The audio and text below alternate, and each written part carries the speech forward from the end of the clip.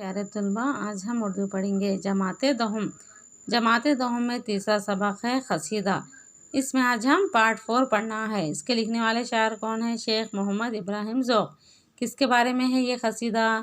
के सैयद चिश्ती आशिक निहाल रहमतुल्लाह सूफ़ी बुज़ुर्ग के बारे में है। आज हम पार्ट 4 देखेंगे। जो देखे तेरे ज़र्फ़ को इसकी निगाह में, जाम जहाँ नुमा है बराबर सफ़ाल के। है गर्चा तू जुनूब में लेकिन तेरा जमाल, रोशन हुआ जमाल से ख़ुतुब शुमाल के। सुनते हैं जान इशारों से जब तेरा ज़िक्र खैर, गोया अज़ां सुनते हैं मुँह से बिलाल रज़ी अल्लाह के। सरता क़दम है शौक़ तेरे तालिब जमाल, मुश्ताक़ रोज़ादार खड़े हैं हलाल। बेताब इस कदर है तेरे इश्तियाक़ मंद, जैसे तैयूर ताज़ा गिरफ्तार जाल। देखो यहाँ पे सफ़ाल के माने हैं मिट्टी का प्याला। क्या है तलबा? सफ़ाल के माने मिट्टी का प्याला। इसी तरह तैयूर के माने हैं परिंदा। इसके बाद और एक नज़म है, देखो। शाह ये तेरा ज़ौक़ है उम्मीदवार लुत्फ़, हो हाल पर निगाह इस आशिफ्ता हाल के। ताजिल्द इसका कोकब ताला पैतुलू, आ जाए घर में ओज के घर से वबाल के। कर दे तू पास नाम से अपने इसे निहाल, जो गुंजा दिल गिरफ्ता है बास मिलाल के। दुनिया में साथ चैन के हो ज़िंदगी बसर, ईमान इसके साथ हो वक्त इंतकाल के। और उठे हैं सुबह हश्र शफ़क़दा सुरखरू, ये रंग दोस्ती है मोहम्मद सल्लल्लाहु अलैहि वसल्लम की आल के। इसी तरह तलबा इसका खुलासा सुनने के बाद ये सवालात भी लिखना रहता, और इससे पहले पढ़े सो उसके भी देखो। सूफ़ी बुज़ुर्ग इतने रोशनदार थे कि सूरज चाँद तारे भी इसके आगे काम के नहीं। आपकी सखावत से जो लोग वाकिफ़ है, यानी चिश्ती रहमतुल्लाह अलैह सूफ़ी बुज़ुर्ग से जो लोग वाकिफ़ है, वो जाम जानुमा को भी मिट्टी के जाम के बराबर समझते हैं। तमाम लोग क्या समझते हैं? उनको मिट्टी के प्याले के बराबर समझते हैं। अगरचे कि आप जुनूब में हैं, लेकिन आपके फ़ैज़ व बरक़ात का सिलसिला शुमाल तक फैला हुआ है। अगर चिश्ती रहमतुल्लाह अलैह अगर जुनूब में है, समझो जुनूब के इलाक़े में है, इनका सिलसिला, इनके बारे में इनका फ़ैज़ व बरक़ात का सिलसिला शुमाल तक फैला हुआ है। आपके चाहने वालों से जब आपका ज़िक्र सुनते हैं, यानी चिश्ती रहमतुल्लाह अलैह के बारे में तमाम लोग चाहने वाले रहते ना, उनके चाहने वाले इनकी इतनी तारीफ़ करते हैं। आपके चाहने वालों से जब आपका ज़िक्र सुनते हैं तो ऐसा महसूस होता कि हज़रत बिलाल रज़ी अल्लाह से अज़ान सुन रहे हैं। यानी चिश्ती रहमतुल्लाह अलैह के बारे में तमाम लोग तारीफ़ करते रहे, तो जब हम सुनते हैं ना, तो हम लोगों को ऐसा महसूस होता कि हज़रत बिलाल रहमतुल्लाह अज़ान दे रहे हैं, अज़ान सुन रहे हैं। आपके चाहने वाले आपकी एक झलक देखने के कुछ ऐसे मुश्ताक़ है, यानी उनकी तारीफ़ सुनते, लेकिन उनको देखने के लिए क्या रहती? तमाम लोगों के दिलों में तड़प रहती है। और जैसे रोज़ादार हलाल की एक झलक देखने के मुश्ताक़ होते हैं, ताकि इनकी ईद हो जाए। यानी रोज़ेदार कैसे रहते? पूरे रोज़े रहने वाले इंसान को देखने के लिए नए रोज़े नहीं रहने वाले क्या करते? वो रोज़ेदार को देखने की तलब रहती उनको, तो ईद का बात ही बोल के थोड़े लोग इंतज़ार में रहते। आपके चाहने वाले हमेशा कुछ ऐसे मुस्तरिब व बेताब रहते हैं, जैसे कोई परिंदा क़ैद होने के साथ ही आज़ादी के लिए मुस्तरिब व बेताब रहता है। यानी अगर एक परिंदे को क्या करते हैं हम लोग? क़ैद में रखें। परिंदे को हमेशा आज़ादी पसंद रहती, लेकिन उसको क़ैद में रख दिए, समझो पकड़ के, तो क्या चाहता? हमेशा आज़ादी। और आज़ाद होने के बाद क्या करते? तमाम लोगों से वो देखता, खुशी हाल रहता।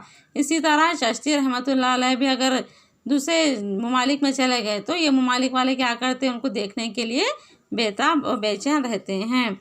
आखिर में ज़ौक़ दुआ का तलबगार होते हुए कहते हैं, आखिरकार ज़ौक़ क्या बोले? दुआ का तलबगार होते हुए कहते हैं, ऐशा करामत खसाल पे ज़ौक़ भी आपके लुत्फ़ करम को आप उम्मीदवार है। यानी इन्हों क्या बोले? ज़ौक़, मैं आपके लिए बहुत दुआ का तलबगार हूँ, यानी मुझे दुआ दीजिए।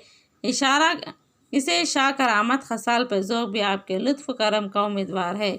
इसकी आशिफ्ता हाली पर भी लुत्फ़ करम की एक निगाह डाल दीजिए।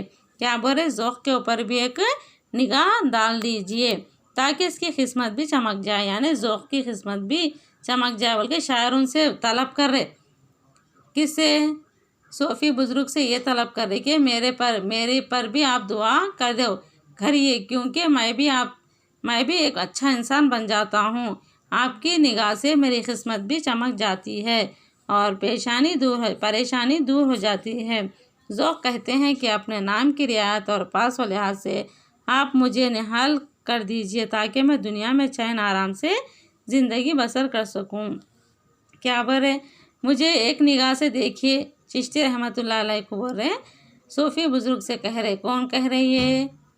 ज़ौक़ इब्राहिम जो शायर है ना। तो आप भी मुझ पर दुआ कीजिए, मेरी किस्मत चमक जाती है और मेरी ज़िंदगी आराम व चैन से ज़िंदगी बसर करूँगा और इंतकाल के वक्त भी ईमान मेरे साथ हो और मेरे इंतकाल तक। ज़ौक़ ये बात बोल रहे, मैं जब तक मरूँगा यानी मेरा इंतकाल के वक्त तक क्या करूँगा, मैं ईमान अपने पास रखूँगा। मेरा ईमान पक्का है, मैं अपने ईमान को कभी नहीं भूलूँगा। आपकी दोस्ती का मुझे सिला मिले कि सुबह हश्र जब उठा जाए तो मैं भी सरखुर्द कामयाब हूँ, यानी कभी भी मुझे ज़िंदगी में उठाया जाए तो मैं हमेशा कामयाब इंसान रहना चाहता हूँ, इसलिए मुझे दुआ दीजिए बोल के क्या करे इब्राहिम ज़ौक़ सूफ़ी बुज़ुर्ग से कह रहे हैं।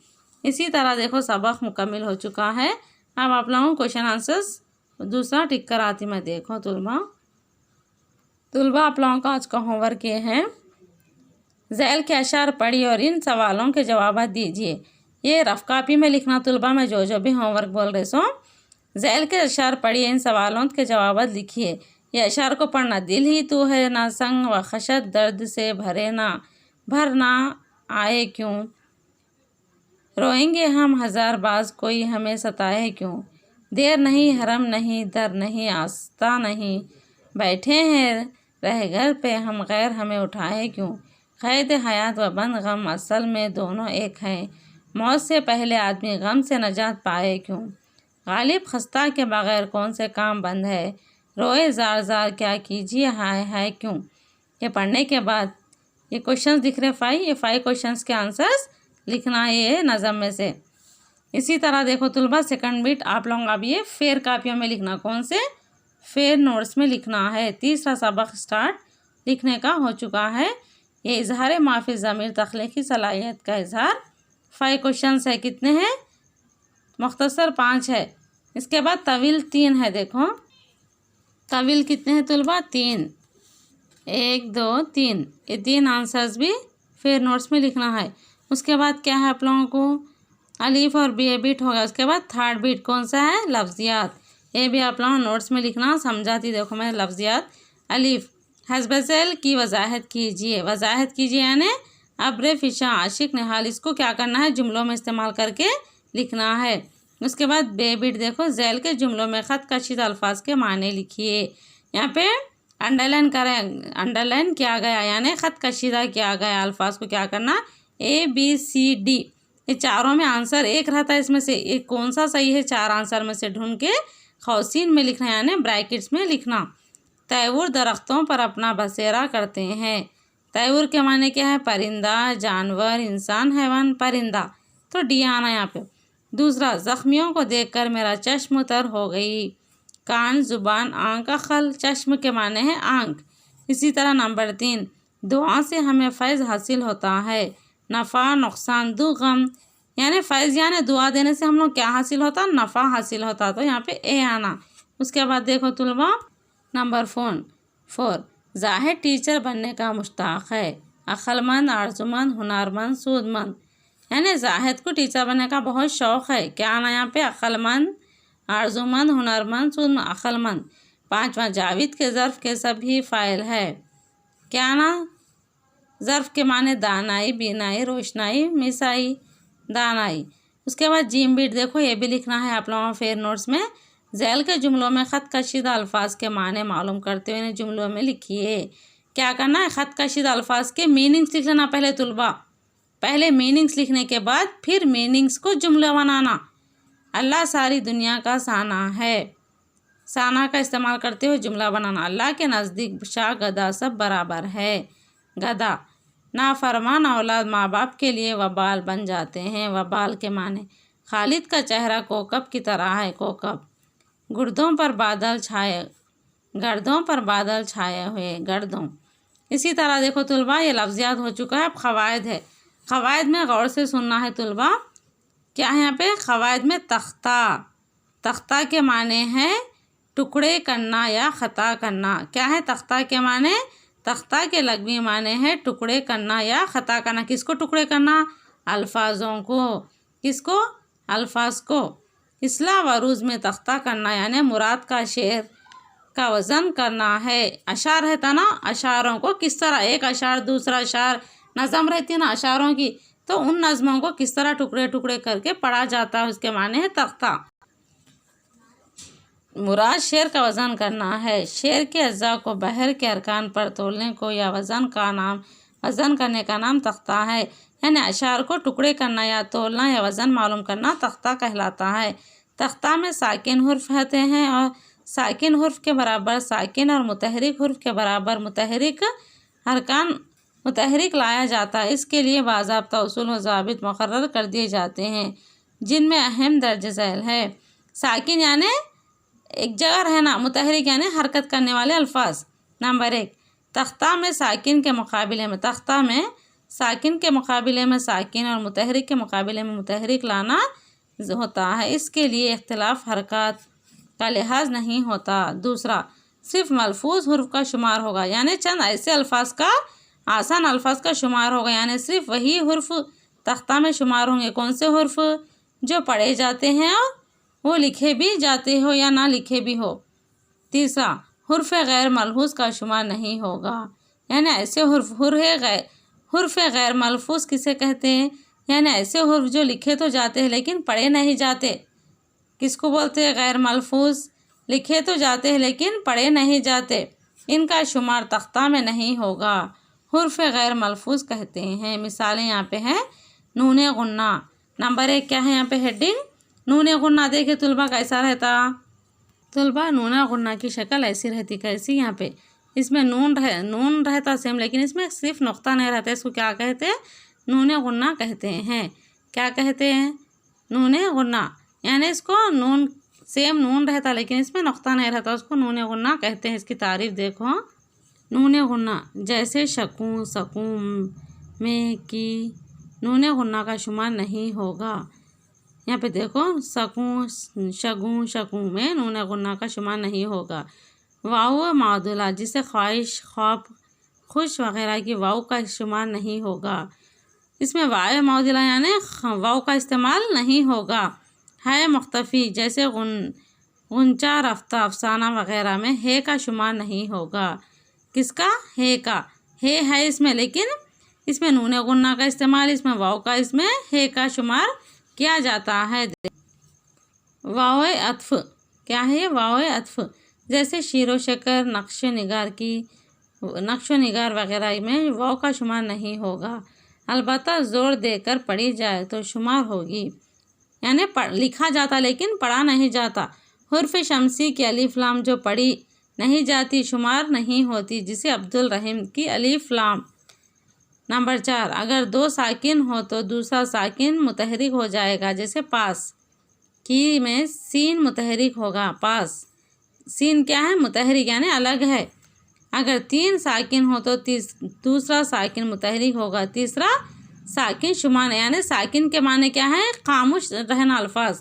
दोस्त का वाव क्या है? दोस्त, दाल वाव सीन ते का वाव क्या है? साकिन है। वाव क्या है? इसमें खामोश है। मुतहरिक क्या है? ते है और शुमार नहीं होगा। 6वां, हिंदी हुर्फ की मखलूत है जिसको 2 चश्मी है लिखा जाता है। 2 चश्मी है वाले अल्फाज मालूम है ना तुलबा आप लोगों को? जैसे बे, फे, ते, झे, छे वगैरह, ये तमाम क्या है?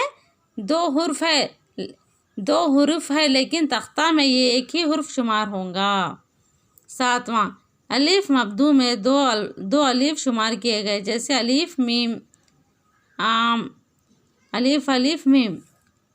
8वां, मुशद्दद हुर्फ का शुमार भी 2 हुर्फ होगा। मुशद्दद यानी तजदीद लगाते इसमें, लेकिन पढ़ते वक्त में 2 हुर्फ का इस्तेमाल होता है इसमें। तनवीन का शुमार भी 2 हुर्फ होगा। 10वां, हमज़ा अगर खींच कर पढ़े जाए तो शुमारो। हमज़ा को क्या करते हैं हम लोग, खींच कर पढ़े तो अल्फाज में मिला के लिख सकते, नहीं तो नहीं। 11वां, हिंदी अल्फाज की वाव तख्ता में शुमार नहीं होगी। क्यों? क्योंकि बल्कि इसके क़ब्ल के हुर्फ पर सिर्फ हरकत, जैसे सो, तो की शक्ल सीन ते होगी। इनके अलावा भी और बहुत से बारीक नुक्ते हैं जिनका तख्ता के वक्त लिहाज रखा जाता है। तलबा आप लोगों को ये इतना तो समझ में आया होगा। अगर समझ में नहीं आया समझो, आप लोग जब भी स्कूल को आते ना, जब ये 3rd लेसन का ग्रामर समझाती मैं, ठीक है ना। क्योंकि ये क्या है, हर एक का अलग अलग है। यहाँ पे तख्ता साकिन किसे कहते हैं, मुतहर्रिक, तशदीद, तनवीन, हमज़ा, दो चश्मी है। ये तमाम क्या है, छोटा छोटा एक एक के बारे में छोटे छोटे तारीफ़ात है। इसलिए अगर समझ में आए तो नून गुन्ना वाव है, ये तमाम के बारे में है, तो मैं समझे तो अच्छा है, नहीं समझ में आए तो और एक मरतबा समझाती। इसी तरह देखो तुलबा, यहाँ पे मश नंबर है। अगर आप लोग ये होमवर्क करना है, क्या है मश नंबर 1, घर घुल इन अल्फाज में कितने हुर्फ है। क्या है आप लोगों का ये होमवर्क है तुलबा। ये भी होमवर्क लिख के भेजना है रफ कापियों में, लेकिन फिर कहाँ तक लिखना, क्वेश्चन आंसर से लेके यहाँ तक क्वेश्चन आंसर टिक कर रहना में, वहाँ से क्वेश्चन आंसर्स लिखना है, लफ्ज़ियात लिखना है, फिर क़वायद यहाँ तक रहना सबके कापियों में। क्वेश्चन आंसर मुख्तसर, तवील, लफ्ज़ियात, ग्रामर यहाँ तक रहना। देखो तुलबा क्वेश्चन आंसर्स आपके फेयर नोट्स में, कौन से नोट्स में, फेयर नोट्स में यहाँ तक लिखे हुआ रहना। नंबर 3 यानी 3 सबक मुकम्मिल हो चुका है आप लोगों का होमवर्क बोल रहे सो रफ कापियों में लिखो। ये भी फेयर कापी में लिखे तो लिख सकते हैं, आप लोगों की मर्ज़ी। यहाँ से यहाँ तक तो कंपलसरी है।